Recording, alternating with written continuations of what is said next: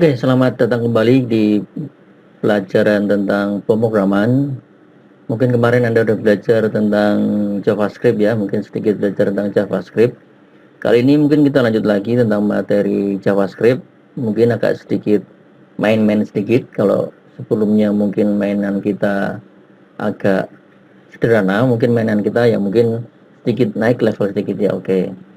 Nah, mungkin Anda seperti kayak kemarin kita bisa lihat untuk tutorial yang paling gampang bisa Anda kunjungi yang ini W3 School.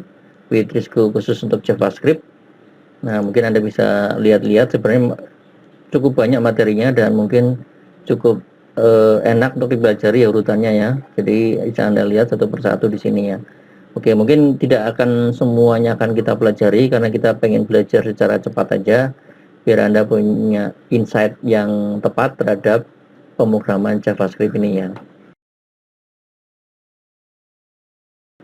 Oke, pertama-tama kita coba belajar bagian ini ya, bagian yang paling dasar. Kita coba belajar tentang JavaScript statement. Jadi kita membuat statement-statement, kemudian nanti Anda coba. Cara nyobanya mungkin ada banyak cara ya, nanti akan saya sampaikan bagaimana mencoba beberapa statement dalam JavaScript ya. Oke, kita coba masuk langsung ke editor ya. Oke, coba Anda buka juga editornya kalau misalnya Anda sudah di depan editor. Oke, nah kita coba buat file sederhana dulu. Jadi masih diingat bahwa JavaScript menggunakan buka dan tutup menggunakan script ini sebenarnya. Oke, nah kemudian Anda save as, Anda simpan misalnya di sini saya simpan mungkin latihan JS 1 ya. Nah, supaya ingat kemarin kita simpan menggunakan HTML ya, karena masih ingat ya kemarin ini sebuah embed ya, embed di project HTML ya. Oke. Nah, ini Anda bisa letakkan programnya, jadi mungkin bisa Anda kopikan dari materi yang ini. Contoh misalnya yang ini ya. Jadi ini sebenarnya tidak hanya statement ya, sebenarnya ini lebih dari sebuah statement. Jadi di sini saya kopikan dulu untuk contoh. Jadi Anda bisa kopikan juga materinya di sini. Nah, ini Anda pastekan. Nah, di sini sebenarnya ini adalah sebuah definisi variabel. Jadi ada variabel x, y, z. Namanya juga bebas ya. Ini karena ini contoh, maka ini gunakan x, y, dan z ya. Oke. Nah, oke. Jadi di sini kita coba tadi udah deklarasikan ya. Jadi nilai dari x misalnya kita set 5, sedangkan nilai y kita set dengan 6 ya. Oke. Kemudian di sini set ini ada sebuah penjumlahan x tambah y. Jadi harusnya kalau 5 dijumlah 6 harusnya berapa? Ya benar ya, 11 ya. Oke ya. Nah, untuk melihat hasilnya nanti sebenarnya ada banyak cara ya. Jadi kita bisa lihat ada mungkin yang paling sederhana dua ya, bisa menggunakan alert kayak materi yang kemarin. Kita coba dulu ya. Kita pengen lihat apakah nilai Z adalah 11 ya, seperti yang tadi kita cek. Oke, kita lihat di hasilnya. Nah, Anda bisa lihat tadi latihan CS1 ya, HTML ya. Nah, oke, ini bentuknya alert ya, alert, dan dia benar mengeluarkan angka 11. Di mana angka 11 tadi adalah penjumlahan dari 5 ditambah 6 ya. Oke. Kita kembali lagi ke yang tadi, ke editor. Oke. Cara yang lain selain menggunakan alert, kadang-kadang kalau kita pengen tahu atau pengen debugging ya nilai ini berapa, Anda bisa menggunakan console.log ya. Artinya ini seperti untuk logging set. Nah, nanti cara ngelihatnya memang ini nggak akan kelihatan. Jadi cara ngelihatnya nanti harus pakai developer mode. Jadi nanti Anda bisa lihat menggunakan bagian konsolnya ya. Oke. Supaya ini nggak bentrok, yang alert saya matikan dulu ya. Oke, ini saya matikan dulu ya. Oke. Nah, kemudian kita lihat di sini hasilnya adalah, kita cek di sini hasilnya, kita refresh ya. Oke. Dan ternyata tidak terjadi apa-apa. Nah, saya sampaikan bahwa ini harus dilihat menggunakan inspeksi elemen bagian konsol ya. Bagian konsol ya. Oke. Di sini sudah muncul angka 11 ya. Artinya Anda sudah berhasil untuk mendebugging ya. Oke. Contoh yang kedua misalnya program yang tadi pengen saya tambahkan di awal ya misalnya ya. Oke, misalnya dengan kalimat sesuatu, misalnya console.log belajar JavaScript tahap 2 misalnya ya. Oke. Nah, kemudian kita cek hasilnya apa yang akan terjadi. Nah, di sini Anda bisa refresh kembali. Nah, ini ada dua ya, ada dua. Di sini ada output belajar JavaScript tahap 2 bersama angka 11 yang tadi ya. Oke. Oke, lanjut ya. Jadi tadi kita udah belajar sedikit tentang bermain dengan JavaScript. Sekarang saya coba bikin yang sama. Kita bermain-main agak lebih canggih sedikit. Misalnya tadi hanya penjumlahan. Kali ini kita coba bermain dengan perkalian misalnya ya. Oke. File name-nya saya rubah jadi latihan CS2. Oke ya. Nah, di sini misalnya Anda harus definisikan dulu variabelnya apa. Misalnya contoh variabel A nilainya 10. Jangan lupa titik koma karena memang standarnya seperti itu. Kemudian B sama dengan 9. Jangan lupa titik koma juga. Nah, kemudian ada C. C ini adalah perkalian dari A dikali B titik koma ya. Kemudian kita akan coba lihat hasilnya dengan console log. Ini misalnya saya tulis belajar perkalian misalnya ya. Belajar perkalian. Jangan lupa titik koma lagi. Hasil dari perkaliannya misalnya saya keluarkan juga si C-nya ya. Oke. Nah, kemudian coba kita lihat hasilnya apakah yang tadi kita buat itu bakal berubah. Nah, di sini kita ganti ya. Yang tadi 1 sekarang saya rubah jadi 2. Kita cek hasilnya apakah yang terjadi. Oke, kita ngelihatnya di bawah sini ya. Nah, oke ya, keluar ya sebenarnya. Belajar perkalian, hasilnya adalah 90. Oke ya. Sejauh ini cukup mudah kan ya belajar JavaScript. Jadi kalau Anda sudah terbiasa dengan pemrograman yang lain sebelumnya, saya rasa sih JavaScript bukan sesuatu yang susah ya sebenarnya ya.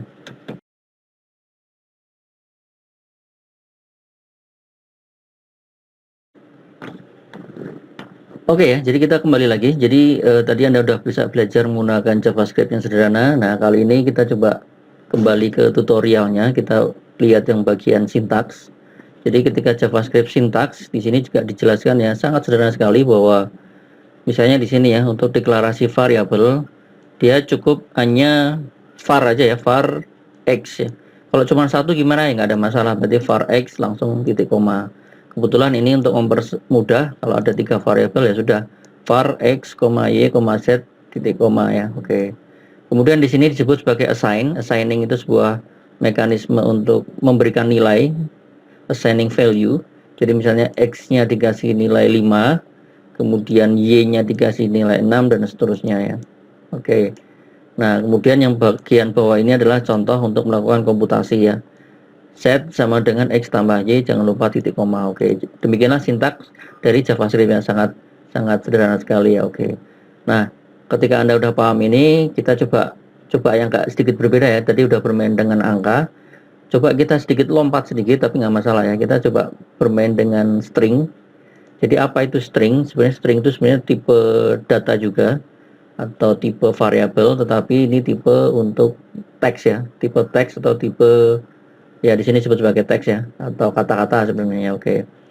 Mari kita coba aja ya sebenarnya contoh misalnya di sini ya. Misalnya contoh di sini bisa Anda kopikan nanti. Kita pindah ke editor. Oke ya, kita buat yang baru saja ya. Kita buat yang baru. Nah, Anda jangan lupa script ya. Script. Kemudian script lagi. Kemudian ini Anda paste. Isinya bisa Anda rubah, misalnya di sini contoh misalnya nama ya. var nama. Misalnya nama Anda adalah Budi Krisnawan misalnya ya. Oke. Kemudian kita save as. Save as sebagai apa? Contoh kita latihan CS3 ya. Jangan lupa HTML ya. Dan CS3 HTML ya. Oke. Jadi ini deklarasi sebuah string. Kita lihat aja hasilnya ya. Langsung di console log. Boleh pakai alert juga nggak masalah. Nah, oke. Mungkin saya jelaskan sedikit apa yang membedakan dengan yang tadi, yang sebelah sini ya. Jadi kalau tadi ini langsung angka, kalau misalnya tipe datanya string, dia menggunakan di sini ada kutipnya, sebenarnya ada kutipnya. Jadi kutip ini menyatakan bahwa tipe data yang saya gunakan di sini adalah tipe data yang tipenya adalah string ya. Oke. Nah, kita coba ya hasilnya ya. Kita coba hasilnya, kita buka browser lagi. Di sini kita ganti yang latihan CS 2 jadi 3 ya. Oke. Nah, oke muncul ya Budi Krisnawan di sini ya. Oke, di sini akan muncul sesuai dengan apa yang tadi kita tuliskan ya. Oke. Nah, kalau misalnya kita mau menambahkan alamat, bisa nggak var alamat? Oke, kali ini kita tambahkan misalnya di sini bawahnya ada alamat ya, var alamat. Contoh misalnya alamat adalah Bandung ya. Dan kemudian saya pengen biar loggingnya nggak panjang, saya gabungkan misalnya, boleh nggak? Ya kita coba aja ya, bisa nggak ya? Nah di sini misalnya var alamat ya. Oke, kita coba hasilnya apa yang terjadi. Jangan lupa di refresh lagi di browsernya. Ya, di sini muncul ya, Budi Krisnawan Bandung ya. Oke. Jadi di sini Anda bisa membuat logging untuk beberapa variabel yang tadi ya. Oke, kita balik ke yang materi yang tadi. Nah, yang di materi tadi, jadi kalau Anda lanjutkan lagi dengan yang di bawah, kita scroll ya ke bawah ya. Jadi di sini jelaskan ya, untuk string dia sebenarnya agak unik, boleh menggunakan double quote atau double kutip atau satu kutip ya, nggak ada masalah ya. Nanti lama-lama Anda akan paham ya kapan menggunakan double, kapan menggunakan single ya. Oke.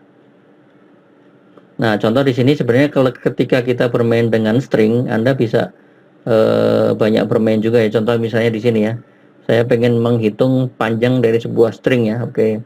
Ini coba saya copy, saya balik ke editor yang tadi.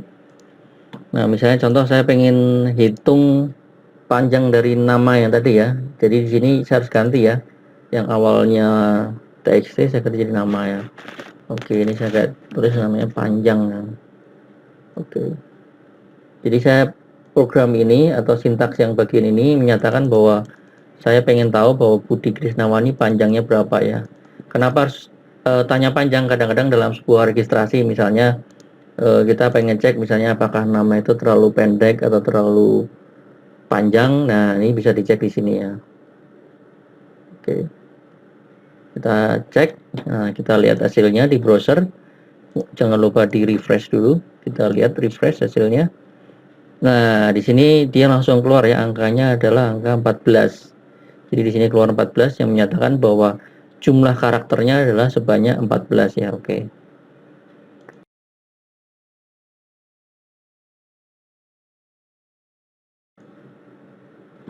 Oke, kita lanjut ya. Jadi kita sedikit kembangkan. Jadi kita sedikit lompat juga biar tidak terlalu bertele-tele ya. Jadi kita coba belajar menggunakan if else ya. Jadi kalau di tutorial bisa Anda lompat ke yang JS condition ya. Jadi menggunakan if else ya. Jadi if else ini sebenarnya logika ya. Jadi jika kondisi if condition, maka jika terpenuhi maka blok bagian ini akan dijalankan ya. Jika tidak nanti mau apa sebenarnya. Oke. Nah, kita coba lihat bahwa di sini sintaknya seperti ini ya. Jadi Anda lihat di sini menggunakan kurung kurawal ya. Oke. Menggunakan kurung kurawal, if-nya juga ada dalam kurungnya ya. Oke. Nah, kita coba implement ya kita balik dalam kode yang tadi. Jadi kode yang tadi mungkin saya lanjutkan sedikit ya. Jadi saya lanjutkan cerita yang tadi, misalnya kita pengen ngecek apakah nama yang diinputkan terlalu panjang atau terlalu pendek ya. Jadi contoh misalnya saya kasih if di sini, if panjang nama ya misalnya ya. Apakah panjang nama kurang dari 5 misalnya contoh ya. Pakai kurung kurawal, oke. Nah, misalnya di sini kita pakai alert aja ya. Pakai alert. Contoh di sini misalnya nama terlalu pendek ya. Nah, supaya biar pasangannya kelihatan, kita coba dulu ya. Kita juga alertkan. Misalnya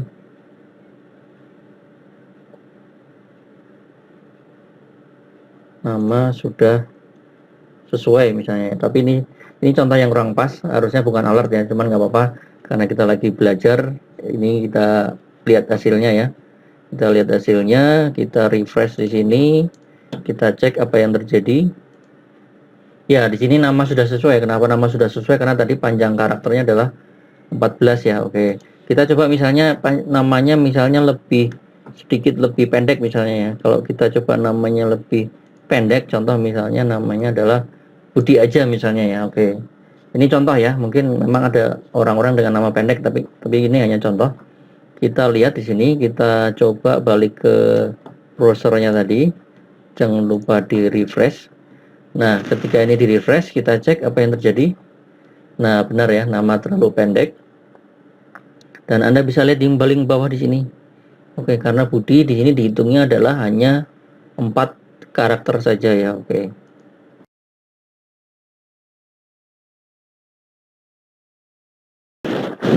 Oke, jadi kalau Anda tadi sudah belajar menggunakan if, jadi mungkin ini ada satu lagi untuk materi yang mungkin sering akan kita pakai, yaitu tentang looping ya. Jadi di JavaScript juga ada beberapa looping.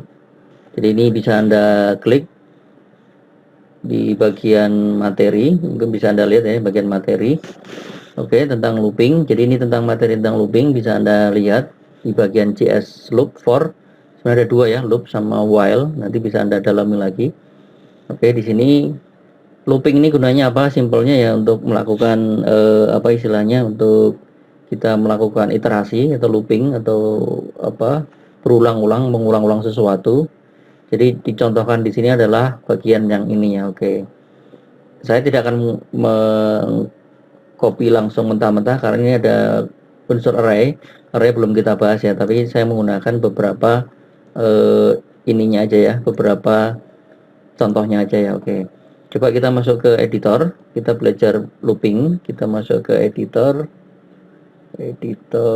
kita ada di sini. Oke. Kita coba buat file yang baru ya, kita buat file yang baru. Jangan lupa karena ini mulai baru, maka di sini harus nulis script lagi. Kita save as dulu, kita save as nya di latihan JS4 ya. Oke. Nah, sorry, salah ya, ini contoh yang salah. Kenapa saya bilang salah? Ini karena nggak ada HTML-nya, maka ini nggak berwarna ya. Oke.